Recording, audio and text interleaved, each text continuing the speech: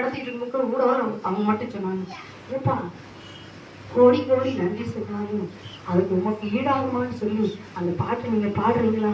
அது எனக்கு ஆசையா இருக்கு. நம்ம அக்கா சாராளக்கா, அந்த செல்வி தங்கச்சியோட அம்மா, அவங்க பாருங்க, அவங்க ஆண்டவருடைய அந்த அன்பை நினைச்சு, அந்த நேசத்தை நினைச்சு, அந்த ஆண்டவர் நமக்கு செஞ்ச அந்த அந்த பாக்கியத்தை நினைச்சு அவங்க நாங்கள் இப்போ ஜபகுருவி நடத்திட்டு போது இடையில நிப்பாட்டி அந்த கோடி கோடி நன்றி சொன்னாலும் உமக்கு அது ஈடாகுமா? அந்த பாடலை நீங்க அவங்க பாருங்க, நல்ல வீடு இல்லை, சரியான ஆகாரம் இல்லை, நல்ல அரிசி அவங்க வீட்டில் சமைக்கலை, ரேசன் அரிசி மட்டும்தான் அவங்க வீட்டில் சமைக்கல, சரியான குழம்புக்கு அவங்களுக்கு வசதி வாய்ப்பு இல்லை. ஏன்னா அவங்களுக்கு சம்பாதிக்கிறதுக்கு ஆட்கள் இல்லாதனால அந்த குடும்பம் வந்து எல்லாமே ஒரு தடுமாற்றமான நிலைமையில இருக்கிறாங்க.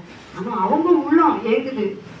நான் கோடி கோடி நன்றி சொன்னாலும் அது ஆண்டவருக்கு ஈடாகாது. ஆனா இன்னைக்கு எத்தனை பேர் நீங்க நம்ம சபையில வந்திருக்கிறவங்க, நீங்க எவ்வளவு நல்லா வாழ்றீங்க, எவ்வளவு வசதியா வாழ்றீங்க, நீங்க நினைக்கிறத சாப்பிடுறீங்க, நீங்க நினைக்கிறத உடுத்துறீங்க, நீங்க நினைக்கிற இடத்துக்கு நீங்க போறீங்க, நீங்க விரும்புறத நீங்க என்ன செய்றீங்க, அனுபவிக்கிறீங்க. ஆனா பாருங்க, ஒரு வசதியுமே இல்லாதவங்க அந்த வீடு 2ஆ பிளந்து கிடக்குது. அவங்க பின்பக்கத்துல அதுல அவங்கள பாதுகாப்பே இல்லை, தகர வீடு, பகலெல்லாம் வெயில் அந்த மரத்தடியில தான் உட்காந்துருப்பாங்க, நைட்டு மாத்திரம் அந்த வீட்டுக்குள்ள போய் தூங்குவாங்க. ஆனா அவங்க சொல்றாங்க, கோடி கோடி நன்றி சொன்னாங்க உமக்கு ஈடாக. அந்த அவங்க சொல்லும் போது இந்த வார்த்தையை கேட்ட இருதயமே இடிஞ்சு போச்சு.